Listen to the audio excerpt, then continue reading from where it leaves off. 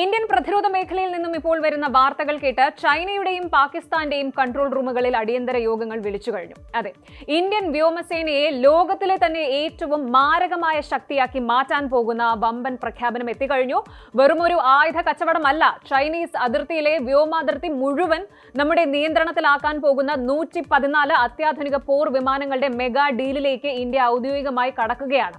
ഏകദേശം 3.25 ലക്ഷം കോടി രൂപയുടെ ഈ ബ്രഹ്മാണ്ഡ കരാറിനായിട്ട് ഇന്ത്യയുടെ ലെറ്റർ ഓഫ് റിക്വസ്റ്റ് ഫ്രാൻസിന് കൈമാറാൻ എല്ലാ ഒരുക്കങ്ങളും പൂർത്തിയായിരിക്കുന്നു.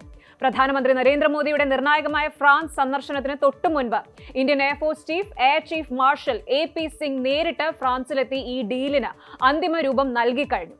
എന്നാൽ ഈ ഡീൽ കേവലം വിമാനങ്ങൾ വാങ്ങുന്നതിൽ ഒതുങ്ങുന്നില്ല. ഇന്ത്യ സ്വന്തമായി വികസിപ്പിച്ച അത്യാധുനിക മിസൈലുകൾ ഈ ഫ്രഞ്ച് വിമാനങ്ങളിൽ ഘടിപ്പിക്കാൻ പോകുന്നുവെന്ന ഞെട്ടിക്കുന്ന വിവരമാണ് ഇപ്പോൾ പുറത്തുവരുന്നത്. എന്താണ് ഈ ഡീലിലെ പുതിയ ട്വിസ്റ്റ്? ഫ്രാൻസ് ഇന്ത്യക്ക് നൽകിയ ആ രഹസ്യ ഉറപ്പ് എന്താണ്? പരിശോധിക്കാം. നമ്മൾ നേരത്തെ വാങ്ങിയ 36 റഫാൽ വിമാനങ്ങൾ പോലെയല്ല ഈ പുതിയ ഡീൽ. ഇത് തികച്ചും വ്യത്യസ്തമാണ്. ഈ 114 വിമാനങ്ങളിൽ വെറും 24 എണ്ണം മാത്രമായിരിക്കും ഫ്രാൻസിൽ നിന്ന് നേരിട്ട് ഇന്ത്യയിലേക്ക് വരിക. ബാക്കി വരുന്ന 90 യുദ്ധവിമാനങ്ങളും നിർമ്മിക്കാൻ പോകുന്നത് നമ്മുടെ ഇന്ത്യയിലാണ്. അതെ, പൂർണ്ണമായിട്ടും മേക്ക് ഇൻ ഇന്ത്യ പദ്ധതിക്ക് കീഴിൽ ഫ്രഞ്ച് കമ്പനിയായ ഡസോൾട്ട് ഏവിയേഷൻ ഒരു ഇന്ത്യൻ കമ്പനിയുമായി കൈകോർത്ത് നമ്മുടെ മണ്ണിൽ വച്ചായിരിക്കും ഈ വിമാനങ്ങൾ അസംബിൾ ചെയ്യുക. ഇതിന്റെ ഏറ്റവും വലിയ പ്ലസ് പോയിന്റ് എന്താണ് എന്ന് വെച്ചാൽ ടെക്നോളജി ട്രാൻസ്ഫർ അല്ലെങ്കിൽ സാങ്കേതിക വിദ്യയുടെ കൈമാറ്റം തന്നെയാണ്. റഫാലിന്റെ അത്യാധുനിക ടെക്നോളജി ഇന്ത്യക്ക് കൈമാറാൻ ഫ്രാൻസ് പൂർണ്ണ സമ്മതം അറിയിച്ചു കഴിഞ്ഞു. ഫ്രാൻസിന്റെ ഈ നിലപാട് വെറും ഒരു കച്ചവടമല്ല, മറിച്ച് ഇന്ത്യയെ ഒരു ആഗോള പ്രതിരോധ നിർമ്മാണ ഹബ്ബാക്കി മാറ്റാനുള്ള വലിയൊരു സപ്പോർട്ടാണ്. ഇനി പറയാൻ പോകുന്നതാണ് ഇതിലെ ഏറ്റവും മാസായിട്ടുള്ള കാര്യം എന്ന് പറയണം. ഭാരത് ശക്തി റിപ്പോർട്ടുകൾ പ്രകാരം ഫ്രാൻസ് മറ്റൊരു വലിയ ഉറപ്പുകൂടി ഇന്ത്യക്ക് നൽകിയിട്ടുണ്ട്. ഇന്ത്യൻ വെപ്പൺസ് ഇന്റഗ്രേഷൻ, അതായത് നമ്മുടെ സ്വന്തം തദ്ദേശീയ മിസൈലുകളായ അസ്ത്ര കൂടാതെ മറ്റ് ഇന്ത്യൻ സ്മാർട്ട് ബോംബുകളും ആയുധങ്ങളും ഇനി മുതൽ ഈ ഫ്രഞ്ച് റഫാൽ വിമാനങ്ങളിൽ ഘടിപ്പിക്കാൻ സാധിക്കും. സാധാരണയായിട്ട് വിദേശ വിമാനങ്ങളിൽ മറ്റു രാജ്യങ്ങളുടെ ആയുധങ്ങൾ ഘടിപ്പിക്കാൻ കമ്പനികൾ അനുവദിക്കാറില്ല. എന്നാൽ ഇന്ത്യയുടെ ആവശ്യത്തിന് മുന്നിൽ ഫ്രാൻസ് യെസ് പറഞ്ഞു കഴിഞ്ഞു.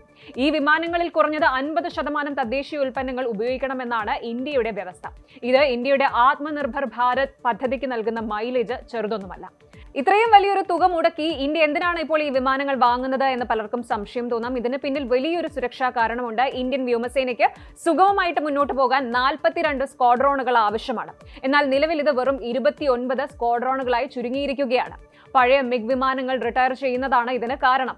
2 അതിർത്തികളിലും, അതായത് ചൈനയിൽ നിന്നും പാകിസ്ഥാനിൽ നിന്നും ഒരേ സമയം ഭീഷണിയുള്ള സാഹചര്യത്തിൽ ഈ കേപ്പബിലിറ്റി ഗ്യാപ്പ് പരിഹരിക്കുക എന്നത് ഇന്ത്യക്ക് അത്യന്താപേക്ഷിതമാണ്. നിലവിലെ 4.5 ജനറേഷൻ പോർ വിമാനങ്ങളിൽ ലോകത്തിലെ തന്നെ ഏറ്റവും മികച്ച ഒന്നാണ് റഫാൽ. അതുകൊണ്ട് തന്നെ ഈ 114 വിമാനങ്ങൾ എയർഫോഴ്സിന്റെ ഭാഗമാകുന്നതോടെ ഏഷ്യയിലെ തന്നെ ഏറ്റവും ശക്തമായ വ്യോമസേനയായി ഇന്ത്യ മാറുമെന്നതിൽ യാതൊരു സംശയവുമില്ല.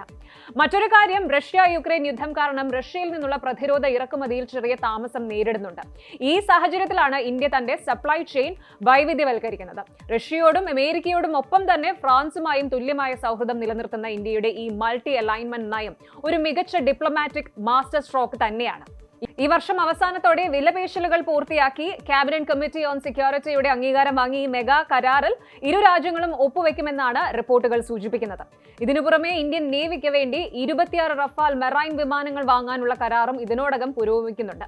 ചുരുക്കത്തിൽ ഇന്ത്യൻ ആകാശം ഇനി റഫാലുകൾ ഭരിക്കും. കൂടുതൽ വാർത്തകൾക്ക് News 18 Keralam YouTube channel subscribe ചെയ്യുക.